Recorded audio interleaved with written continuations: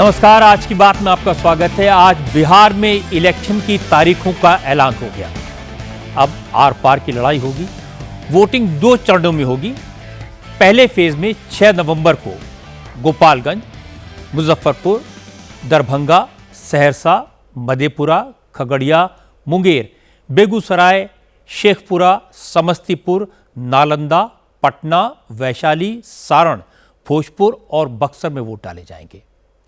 और दूसरे फेज में वोटिंग होगी 11 नवंबर को, जिसमें पश्चिम चंपारण, पूर्वी चंपारण, शिवहर, सीतामढ़ी, मधुबनी, सुपौल, अररिया, किशनगंज, पूर्णिया, कटिहार, भागलपुर, बांका, जमुई, नालंदा, गया, जहानाबाद, अरवल, औरंगाबाद, रोहतास और कैमूर शामिल हैं। वोटों की काउंटिंग होगी 14 नवंबर को। इलेक्शन शेड्यूल का ऐलान होते ही दावों का दौर शुरू हो गया। तेजस्वी यादव ने कहा, बिहार की जनता बदलाव चाहती है। 14 नवंबर को नीतीश कुमार के 20 साल के शासन का अंत हो जाएगा। दूसरी तरफ बीजेपी ने दावा किया कि बिहार में एक बार फिर मोदी का जादू चलेगा।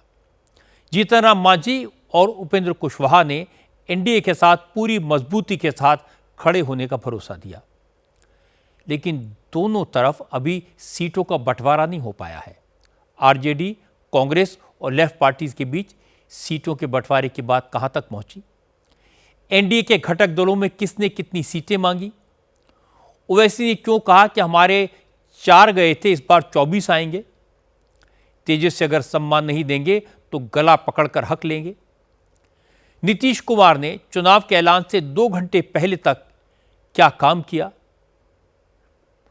इस सब की तस्वीरें आपको दिखाऊंगा, लेकिन सबसे पहले सुनिए अलग अलग पार्टियों के नेताओं के दावे जो उन्होंने चुनाव की तारीखों का ऐलान होने के तुरंत बाद किए।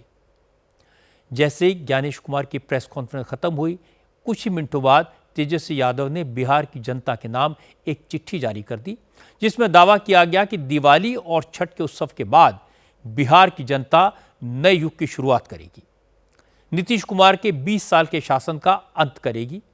चिट्ठी जारी करने के बाद तेजस्वी ने कहा कि बिहार की जनता एनडीए के शासन से त्रस्त हो चुकी है। 14 नवंबर का दिन बिहार के लोगों को इस परेशानी से छुटकारा दिलवाएगा। बिहार के लोग भविष्य में अगर इतिहास पढ़ेंगे पन्नों में तो ये सुनहरे अक्षरों से लिखा जाएगा। जो तारीख, जो 14 नवंबर का जो तारीख होगा, यानी बिहार के लोग बदलाव चाहते हैं। बिहार के लोग जो हैं इस बार महागठबंधन की सरकार चाहते हैं। एनडीए में किसको कितनी सीटें मिल सकती हैं, किन किन फॉर्मूलों पर विचार हो रहा है, अंदर की क्या बात है, ये जानने के लिए चलते हैं इंडिया टीवी के पॉलिटिकल एडिटर देवेंद्र पाराशर के पास। देवेंद्र, क्या चल रहा है? जीतन राम मांझी, उपेंद्र कुशवाहा, धर्मेंद्र प्रधान की मीटिंग्स हुई हैं, बात हो रही है, चिराग पासवान नजर नहीं आ रहे हैं, तो क्या हो रहा है?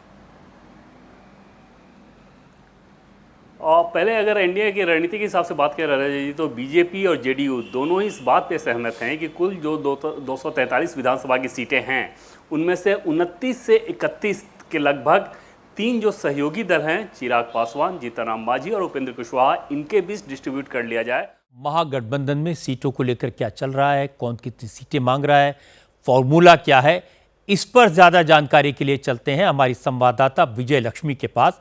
विजय, चर्चा तो यह है कि कांग्रेस की वजह से महागठबंधन में सीट शेयरिंग का मामला अटका हुआ है, आपके पास क्या इंफॉर्मेशन है?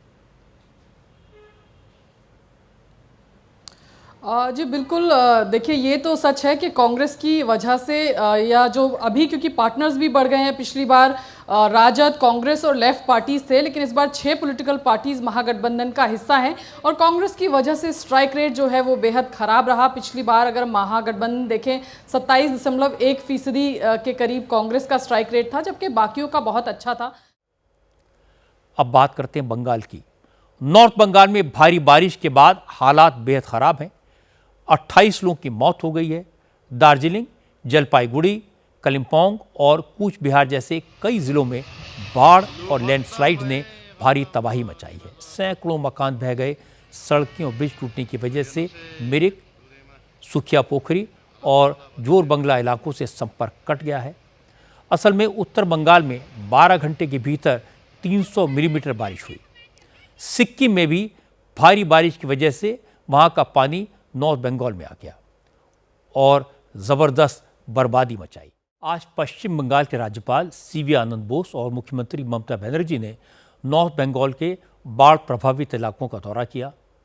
ममता बनर्जी जलपाईगुड़ी में उन लोगों से मिली जो सरकारी शेल्टर्स में रह रहे हैं। ममता ने बाढ़ प्रभावित लोगों को हर संभव मदद का भरोसा दिलाया, लेकिन उन्होंने भारी बारिश और बाढ़ के लिए भी केंद्र सरकार को जिम्मेदार ठहरा दिया। ममता ने कहा कि केंद्र सरकार बंगाल में कई डैम प्रोजेक्ट्स का मिसमैनेजमेंट कर रही है, इसी वजह से बाढ़ ने तबाही मचाई। बेंगलेও খুব আনফরচুনেটলি পরশুদিন রাতে যে বৃষ্টিটা হয়। मालदा से बीजेपी के सांसद खगेन मुर्मू, विधायक शंकर घोष और बंगाल बीजेपी के प्रेसिडेंट समीक भट्टाचार्य जलपाईगुड़ी के बाढ़ प्रभावित इलाकों का दौरा करने गए थे। जब बीजेपी नेता नागरकोटा गांव में पहुंचे तो भीड़ ने घेर कर उन पर पत्थरबाजी की। बीजेपी के सांसद और विधायक बड़ी मुश्किल से जान बचाकर अपनी गाड़ी तक पहुंचे तो भीड़ ने उनकी गाड़ी पर लाठी डंडों और ईंट पत्थरों से अटैक कर दिया। खगेन मुर्मू और शंकर घोष बुरी तरह घायल हो गए।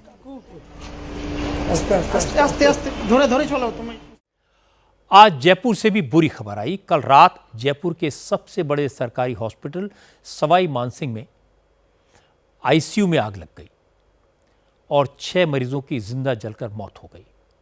पता लगा कि न्यूरो सर्जरी के आईसीयू के करीब हॉस्पिटल का स्टोर रूम है। इस स्टोर रूम में शॉर्ट सर्किट की वजह से आग लगी और कुछ ही मिनटों में आग आईसीयू तक पहुंच गई। हॉस्पिटल में मौजूद मरीजों के परिवार वालों ने बताया कि जिस वक्त आग लगी उस वक्त आईसीयू में 11 पेशेंट एडमिट थे। राजस्थान और मध्य प्रदेश में कोल्ड्रिफ्ट कफ सिरप से हुई बच्चों की मौत के बाद मध्य प्रदेश, उत्तर प्रदेश, राजस्थान और महाराष्ट्र समेत देश के कई राज्यों में इस कफ सिरप को बैन कर दिया गया है।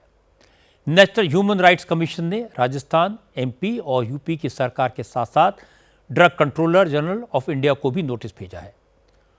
कोल्ड्रिफ्ट कफ सिरप पीने से मध्य प्रदेश में 14 और राजस्थान में 4 बच्चों की मौत हो चुकी है। तमिलनाडु की कंपनी शीसन फार्मास्यूटिकल इस सिरप को बनाती है। कफ सिरप में 0.01% डाइथिलीन ग्लाइकोल होना चाहिए, लेकिन कोल्ड्रिफ्ट कफ सिरप में इसकी मात्रा 48.6% पाई गई, 48.6%, यानी करीब 5 गुना, जिसके कारण ये बच्चों के लिए जानलेवा हो गई। आज सहारा इंडिया की संपत्तियों पर ताला लगना शुरू हो गया। लखनऊ में सहारा शहर के अंदर सुब्रत रॉय सहारा ने आलीशान महल बनवाया था। आज उस पर नगर निगम का ताला लग गया। 130 एकड़ में फैली ये प्रॉपर्टी सहारा इंडिया परिवार को 30 साल पहले लीज पर दी गई थी, लेकिन लीज की शर्तों का वायलेशन किया गया। पिछले साल लीज की मियाद खत्म होने के बाद नगर निगम ने लीज को रिन्यू नहीं किया। आपको अच्छी खबर बता दूं, अयोध्या में इस बार भी दिवाली का आयोजन बहुत भव्य होगा और तैयारियां शुरू हो चुकी हैं। पूरी अयोध्या नगरी को दीपों और लाइट से सजाया जा रहा है। सरयू के घाट रोशनी से जगमगा रहे हैं। हालांकि कल तक ये कंफ्यूजन था कि दिवाली 20 अक्टूबर को मनेगी या 21 को, लेकिन आज वाराणसी की विद्वत परिषद ने इस कंफ्यूजन को दूर कर दिया। कई दिन से लोग इस बात को लेकर असमंजस में थे कि दिवाली 20 अक्टूबर को मनाई जाएगी या 21 को। काशी के पंडितों ने अच्छा किया, इसे क्लैरिफाई कर दिया। अब लोग 20 अक्टूबर को दिवाली मनाने की तैयारी बड़े आराम से कर सकेंगे। दिवाली से पहले सोने चांदी की कीमतों में जबरदस्त तेजी देखी जा रही है। आज 10 ग्राम सोने का भाव 1,30,000 रुपए के रिकॉर्ड लेवल पर पहुंच गया। पिछले शुक्रवार को बुलियन मार्केट में 10 ग्राम सोने के दाम 1,20,600 रुपए था। आपको ध्यान होगा, थोड़े दिन पहले कनाडा की सरकार ने लॉरेंस बिश्नोई गैंग को आतंकवादी संगठन घोषित किया था, लेकिन इसके बाद भी बिश्नोई गैंग की हरकतें बंद नहीं हुई हैं। आज बिश्नोई गैंग के मेंबर्स ने कनाडा में कई जगहों पर फायरिंग की और इसके बाद एक बयान जारी करके कहा कि ये गैंग के नाम पर कुछ लोग कनाडा में वसूली अभियान चला रहे हैं। ऐसे लोगों को वार्निंग देने के लिए ये फायरिंग की गई।